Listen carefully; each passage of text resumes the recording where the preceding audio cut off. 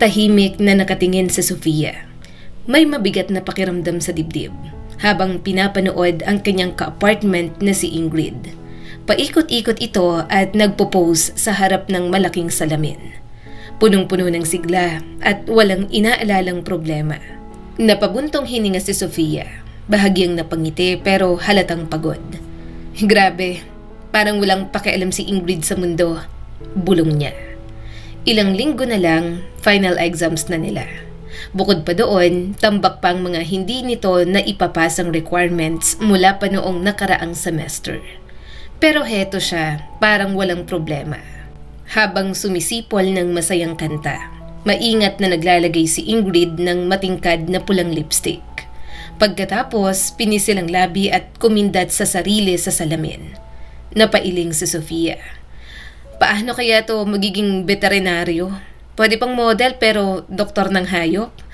Ano bang ginagawa niya sa kursong to? Tanong ni Sofia sa isip niya. Sofia, hindi ka ba sasama sa amin? Biglang tanong ni Ingrid. Biglang naputol ang kanyang iniisip nang marinig ang boses nito.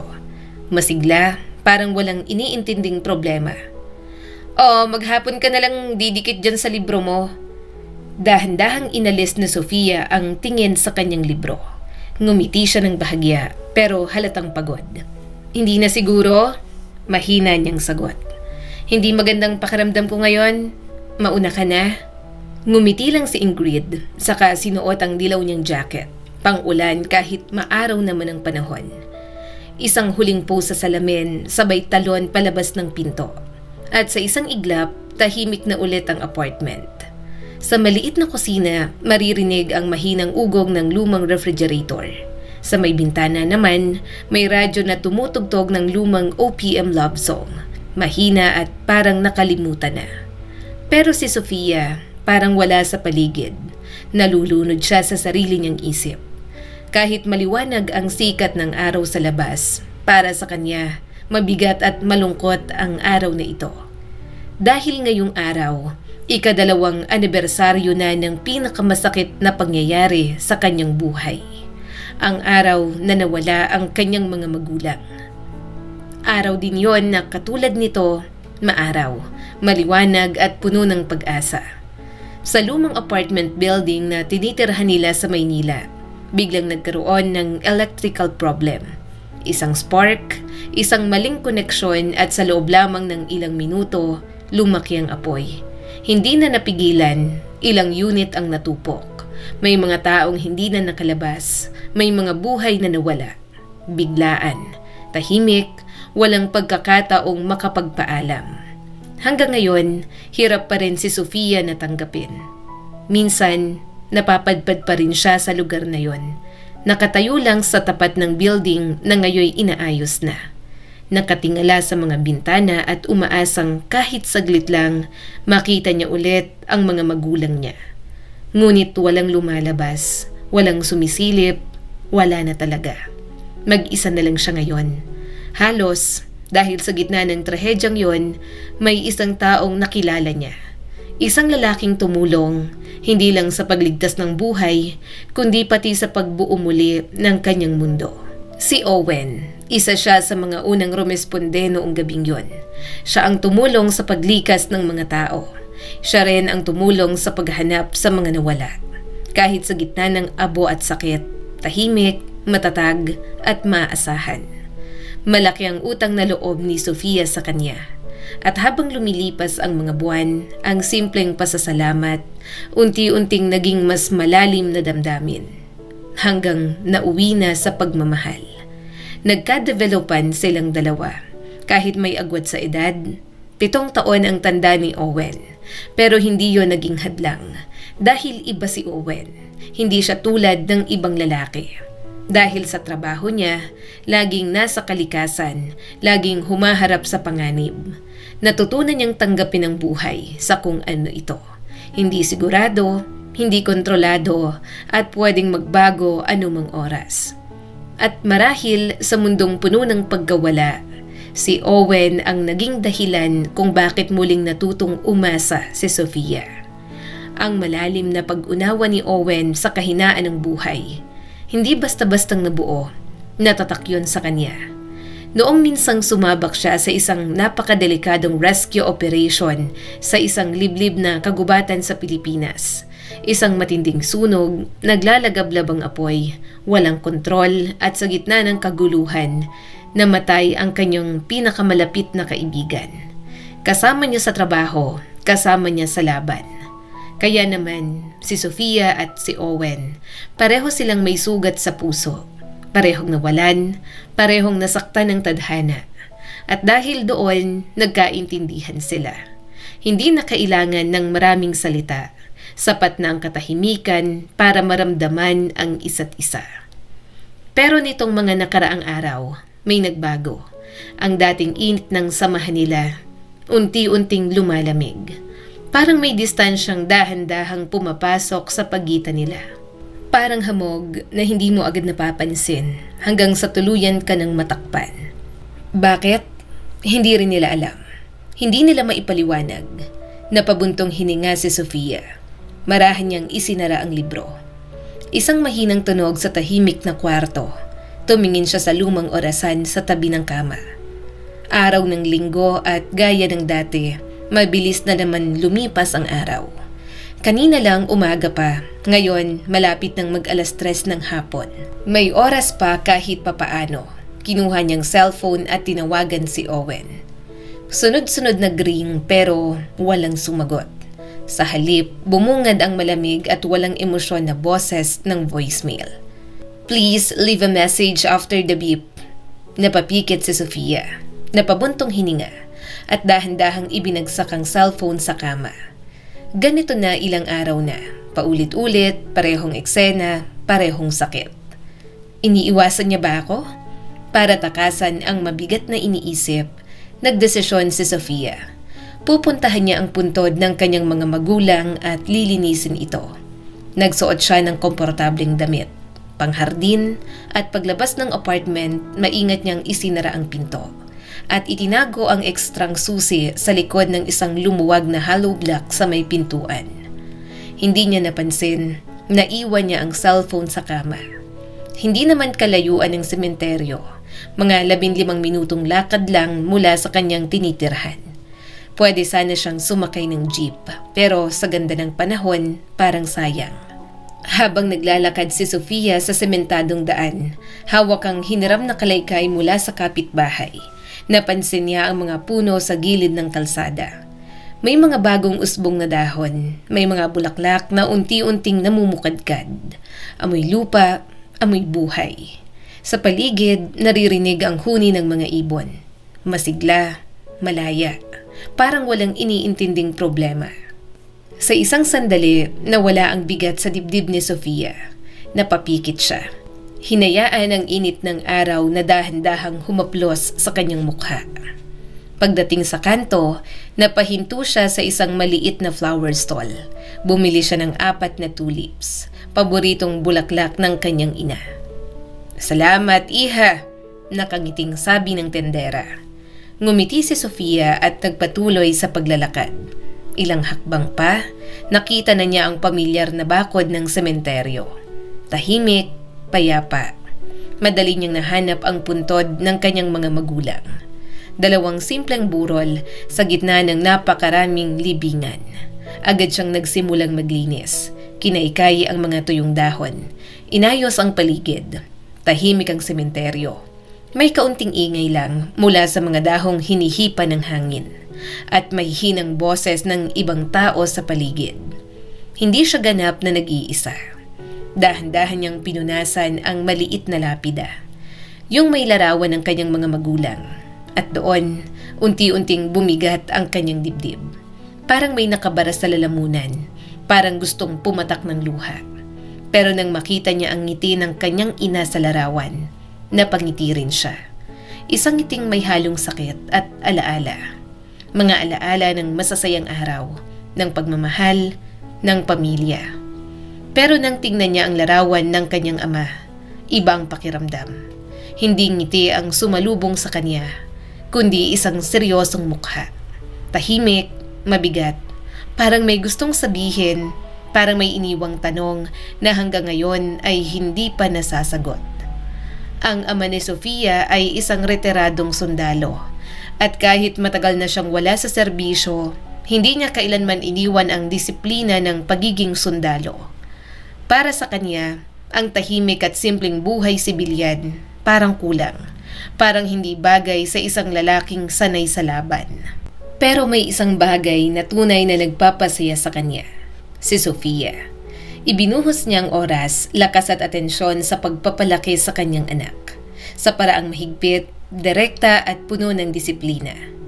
Minsan tuloy pakiramdam ni Sofia, mas nangingibabaw pa ang pagiging matatag niya kaysa pagiging malambot. Parang mas lalaki ang kanyang pag-iisip kaysa sa karaniwan. Dahil sa kanyang ama, nag-aral siya ng nursing at kalaunan ay nagpatuloy sa medisina. Pinili niyang maging doktor, isang surgeon. Hindi madali ang landas na yon. Mabigat, nakakapagod, at minsan ay nakakadurog. Pero tuwing naaalala niya ang kanyang ama, ang kanyang katatagan, lagi siyang nakakahanap ng lakas para magpatuloy, para lumaban, at para maging karapat-dapat. Umaasa si Sofia na kahit nasaan man ang kanyang mga magulang, ipinagmamalaki siya ng mga ito. Naniniwala si Sofia na malapit lang sila. Hindi nakikita pero nariyan, nagmamahal, gaya ng dati. Mas maayos na ngayon, mahina niyang bulong sa sarili. Maingat niyang inayos ang mga tulip sa puntod. Maganda ng tingnan, magtatanim pa ako ng mga bulaklak dito, yung maliliit para mas buhay. Hinubad niya ang gloves, pinunasan ang pawis sa noo at iniunat ang likod. Unti-unti nang lumulubog ang araw. Humahaba ang mga anino at ang kaninang mainit na hangin na palitan ng malamig na simoy. Napatingin si Sofia sa paligid. Tahimik, mas tahimik kaysa kanina. At bigla, may kakaibang kaba siyang naramdaman. Ang mga anino ng puno parang gumagalaw, parang lumalalim ang dilim. Babalik ako, mahina niyang sabi habang nakatingin sa puntod. Mahal ko kayo, miss ko na kayo. Kinuha niya ang kalaykay at ang sako ng mga dahon at nagmamadali palabas ng sementeryo. Sa daan palabas, nadaanan niya ang isang lumang istruktura.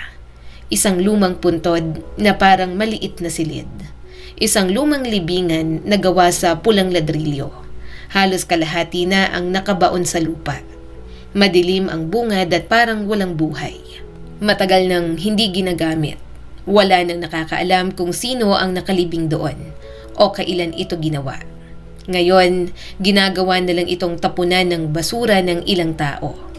Noong bata pa si Sofia, may mga kwentong kumakalat tungkol dito, na may baliw daw na nakatira sa loob, na lumalabas sa gabi at nananakit ng tao. Siyempre walang ganon, tahimik ang bayan nila, halos wala ngang nangyayari. Kung may totoong baliw man, matagal na sanang napansin. Pero kahit ganon, nananatiling nakakatakot ang lugar na yon. Dahil may isang kwento na totoo. May isang pulubi raw noon na doon sumilong at namatay sa lamig. Simula noon, iniwasan na ng mga bata ang lugar. Naniniwala silang nandun pa rin ang kaluluwa. Kahit si Sofia, habang naglalakad papalapit doon, napahigpit ang hawak niya sa kalaykay. Hindi siya tumingin, ayaw niyang tumingin. Pero sa loob-loob niya, parang may lalabas, parang may biglang gagalaw. Napabilis ang kanyang lakad. At bigla, tulungan mo ako. Isang mahinang boses, paos at parang nasasaktan. Miss, pakiusap. Tulungan mo ako. Napahiyaw si Sofia. Bigla siyang napatalon pasulong, parang gusto niyang lumipad palabas ng sementeryo. Pero paglapag niya, natisod siya sa isang sirang bahagi ng lumang lapida. Bumagsak si Sofia ng malakas at tumama ang ulo sa matigas na bato. Sumakit yon at dumugo. Pero hindi niya yon pinansin. Agad siyang gumapang palayo at takot na takot. Kung may makakakita sa kanya, para siyang bida sa isang nakakatakot na pelikula. Tumatakas sa hindi kilalang panganib. Sandali, pakiusap, tulungan mo ako. Nauutal na sabi ng isang boses. Tumigil si Sofia. Dahan-dahan siyang tumalikod at sumandal sa bakod. Tumingin siya sa dilim. May anino ng isang tao na dahan-dahang lumalapit. Hindi sigurado ang lakad, parang lasing, parang nawawala ng lakas. At habang papalapit, unti-unting luminaw ang itsura. Isang lalaki. Magulo ang buhok, marumi ang damit at punit ang suot. At mukha itong punong-puno ng sakit at takot. Bata pa siya pero ang kilos parang matanda. Hawak ang tiyan at parang mahigpit na may pinipigilan doon. "Tulungan mo ako," mahina niyang ulit. 2 hakbang na lang ang layo niya kay Sofia. Sinaksak ako." At sa mismong sandaling yon, bumigay ang kanyang katawan. Bumagsak siya sa lupa. May kasamang nakakatakot na tunog. At pagkatapos nun, tumahimik ang buong paligid. Nanlaki ang mata ni Sofia. Takot pa rin siya, pero hindi na para sa sarili niya, kundi para sa lalaki na nasa kanyang harapan. Agad siyang lumapit at lumuhod sa tabi nito. "Anong nangyari sa'yo?" Nag-aalala niyang tanong. "Saan ka nasugatan? Kailangan mong dalhin sa ospital." Sinubukan niyang buhatin ang lalaki. Hindi pwede sa ospital," bulong nito. "Delikado." Halos hindi na marinig ang boses ng lalaki. Dito mo na lang ako tulungan." Napakunot ang noo ni Sofia. "Paano kita matutulungan dito?" Naguguluhan niyang sagot. "Kailangan mo ng totoong gamutan. Baka may tamang atay mo o kung ano pa." Bahagyang tinaas ng lalaki ang ulo. Doktor ka ba?" Napahiya si Sofia. Hindi. Nag-aaral pa lang." Mahina niyang sagot. Napatingin siya sa langit. Sa buwan nakakasilip lamang sa dilim. Parang humihingi ng sagot, ng gabay. Pero tahimik ang buwan gaya ng dati. "Malapit lang ang bahay ko dito," sabi niya at marahang tinapik ang pisngi ng lalaki. "Mga ilang minuto lang, kaya mo bang maglakad?" Susubukan ko." Sa sandaling yon, habang inaalalayan niya ang lalaki, napaisip si Sofia. Sino kaya ang mas nahihirapan sa amin? Kinagat niyang labi at halos hilahin, halos buhatin ang lalaking sugatan pauwi sa kanilang apartment. Pagdating nila, nandoon si Ingrid. "Sino yan?" Biglang boses ni Ingrid mula sa sala. Napakunot ang ilong nito. "Ang baho naman! Pulubi ba yan?" Hindi sumagot si Sofia. Abala siya. Agad niyang ginawa ang lahat ng natutunan niya sa klase. Nag-inject ng mabilisang pangpamanhid, nilinis ang sugat at dahan-dahang tinahi. Maingat, maingat na maingat. Buti na lang hindi ganun kalala ang sugat. Maraming dugo ang nawala.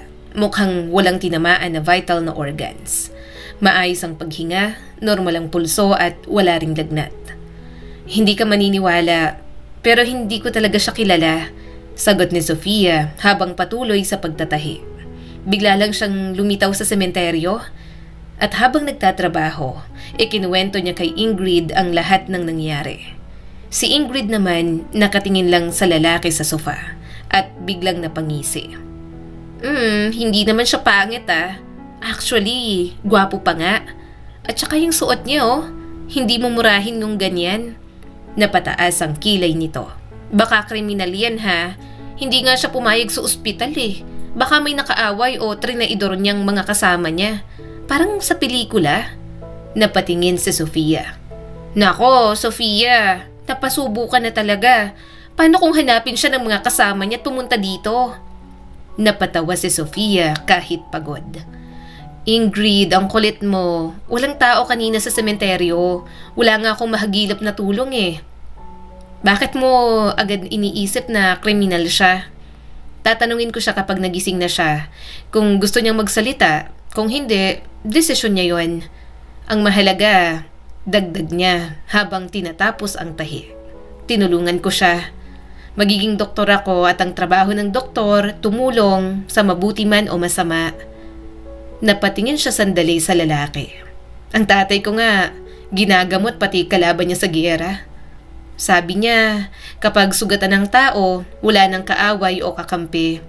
May tao na lang na nangangailangan ng tulong." Natapos si Sofia, pinutol ang sinulid at muling nilinis ang sugat. Umungol ng mahina ang lalaki, pero hindi pa rin nagigising.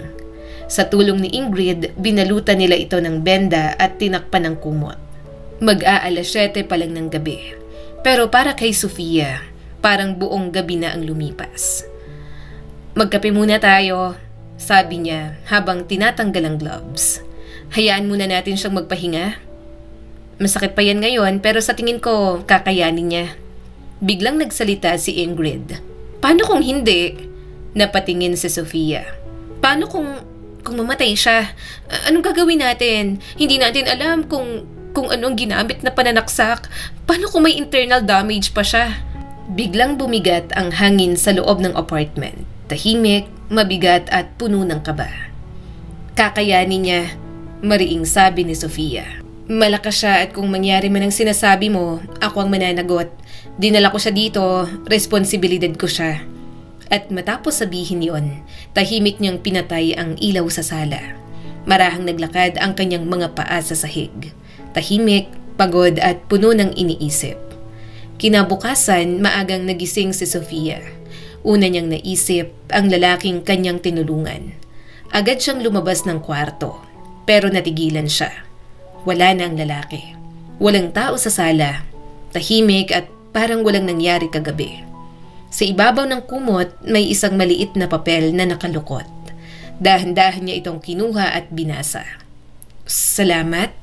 Yun lang. Napabuntong hininga si Ingrid. "Sigurado ako na kriminal yan. Sino ba namang tatakbo na may sugat sa tiyan? Baka tumakas pa yan sa kulungan, ha?" Hindi na sumagot si Sofia. Tahimik niyang inayos ang kumot, pinagpagangunan at naupo sa sofa. "Hayaan mo na siya. Wala na siya dito. At wala namang nakakaalam na nandito siya." Napabuntong hininga si Sofia. Hindi nga natin alam kung anong pangalan niya. Para mawala ang bigat ng hangin, binuksan ni Sofia ang TV. Bumalik si Ingrid mula sa kusina. May dalang 2 tasa ng kape. Umupo ito sa tabi niya. Habang nagpapalit ng channel si Sofia, bigla siyang napahinto. "Uy, siya yun." Tinuro ni Ingrid ang TV. "Lakasan mo." "Isang lalaki, anak ng kilalang negosyante, ang dinukot kahapon sa kanyang opisina." Tumahimik ang dalawa.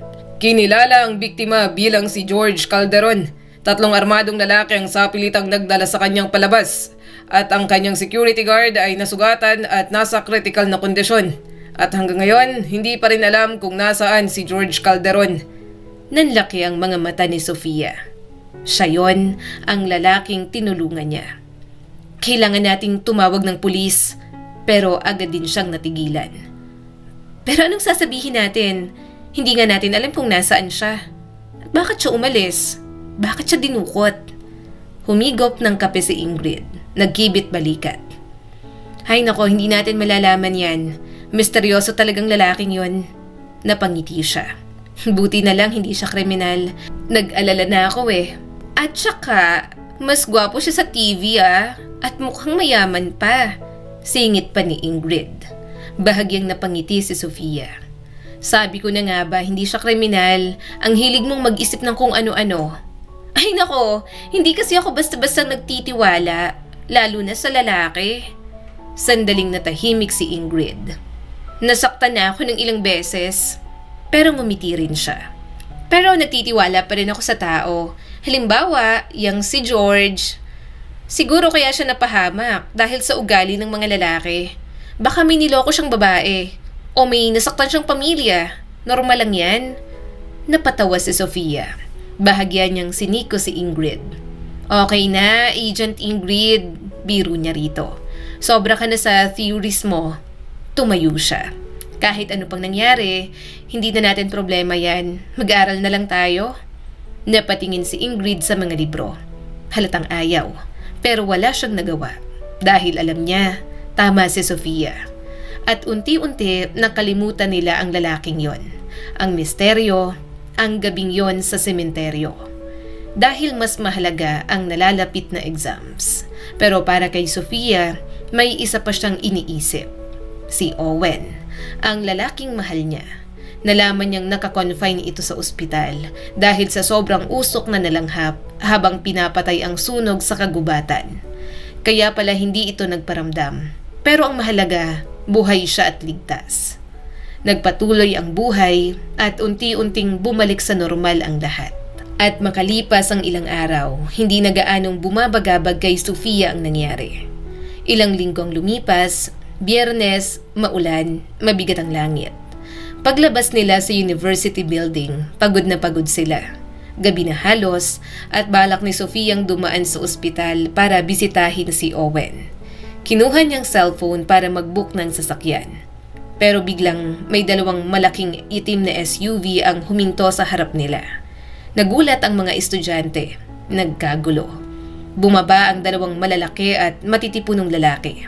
May balbas at seryoso ang mukha ng mga ito. Dire-diretsyong lumapit sa kanila.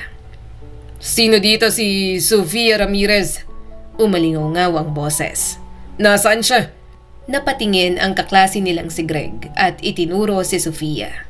Sa sandaling yon, parang tumigil ang mundo. Nanlamig ang katawan ni Sofia. Gusto niyang tumakbo, gusto niyang tumakas, pero hindi siya makagalaw. Parang may pumigil sa kanya. At ang tanong, sino ang mga lalaking ito at bakit siya hinahanap? "Sofia Ramirez?" Tanong ng lalaking may balbas habang paakyat sa hagdan papunta sa kanya. "Yes?" Nanginginig na sagot ni Sofia. "Ano po bang nangyayari?" Naguguluhan niyang tanong. Ngumiti ang lalaki, isang ngiting malamig at nakakakilabot. "May kailangan lang kami sa'yo," sabi nito. "Sumama ka na sa sasakyan." At marahan siyang itinulak sa likod. Ramdam ni Sofia ang bigat ng kamay nito. Malakas at may puwersa. Hindi siya nakapalag. Paano pa kung ang mga binti niya ay parang nanghihina. Parang bulak at ang buong katawan niya'y nanginginig. "Sandali!" Biglang sumingit si Ingrid, matapang at walang takot. "At sino ba kayo?" Sigaw niya. "Saan niyo siya dadalhin? Nasisira na ba kayo ng ulo?" Luminga siya sa paligid. "Hoy, may kinikidnap dito. Tumawag kayo ng pulis." Biglang sumimangot ang lalaki. "Tumahimik ka!" Bulog nito at may halong pagbabanta. "Wala kaming kinikidnap dito. Ipinadala kami ni George Calderon." Napahinto si Sofia. George? Nanlaki ang mga mata niya. "Bakit hindi niyo sinabi agad? Nasaan siya? Anong nangyari sa kanya?" "Nasa ospital siya. Naghihintay siya sa'yo." Saglit na napatahimik si Sofia. "Sige, sasama ako." Agad niyang sagot. "Pupunta rin naman ako sa ospital." "Sofia, baka hindi mo dapat gawin yan." Pinigilan pa siya ni Ingrid. "Paano kung nagsisinungaling sila?" Tumingin si Sofia sa kaibigan. Ngumiti siya ng marahan. "Okay lang ako. Kailangan mo ring matutong magtiwala minsan." At bago pa siya mapigilan, lumapit siya sa sasakyan at sumakay. Sa ospital, sa dulo ng mahabang koridor, may isang pribadong kwarto. Doon naghihintay si George, nakaupo sa tabi ng bintana. Pagpasok ni Sofia, sinubukan niyang tumayo, pero biglang napaigik sa sakit. Napangiwi ang mukha niya at muling napahiga. "Pasok ka, huwag kang mahiya," hinihingal na sabi ni George. "Kanina pa kitang hinihintay. Gusto kitang pasalamatan ng maayos." Ngumiti si Sofia at umupo sa tabi nito. "Nasabi mo na, nabasa ko yung note mo." Hindi sapat yun." Namula ng bahagya ang mukha nito. "Pasensya na kung bigla akong umalis. May kailangan lang akong ayusin." Saglit siyang natahimik at parang nahihiya. "At sasagutin ko rin agad yung tanong mo. Tiningnan ko yung bag mo. Nakita ko yung ID mo." Napailing siya. "Pasensya na, medyo bastos yun." Tumingin siya kay Sofia ng sincere at parang humihingi ng tawad. Ngumiti lang si Sofia at bahagyang umayos sa upuan. "So, bakit nangyari to sa'yo?" Tanong niya. Hindi na napigilan ang kuryosidad. "Yung kaibigan ko kasi, akala niya gang war agad." Bahagya siyang natawa. "Pero ako, medyo kinakabahan din, lalo na nung nakita ko yung mga kasama mo." Kumuha si George ng 2 mansanas sa mesa. Iniabot ang isa kay Sofia. Napailing ito. "Yung tatay ko kasi..." Unti-unting naging seryoso ang kanyang boses habang maingat na binabalatan ang mansanas. "Mayaman siya. Hindi naman sobrang yaman sa buong bansa pero dito sa lugar namin, kilala siya. May negosyo at nung una, may kasama siyang kaibigan niya mula pagkabata. Pero kalaunan, binenta ng kaibigan niyang parte niya sa negosyo. Akala niya kasi walang patutunguhan.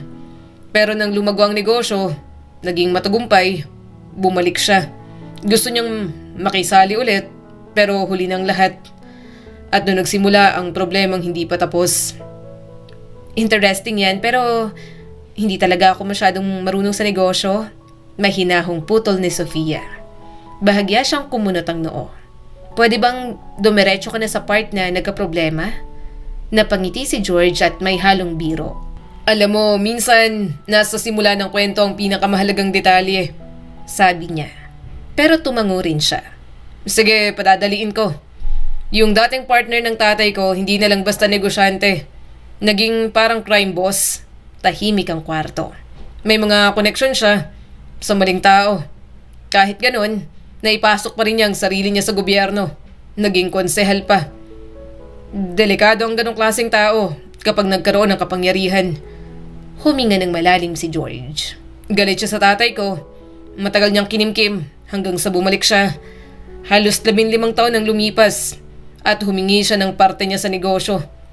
Pero syempre, tumanggi ang tatay ko at dahil doon, pinapatay niyang tatay ko. Ano?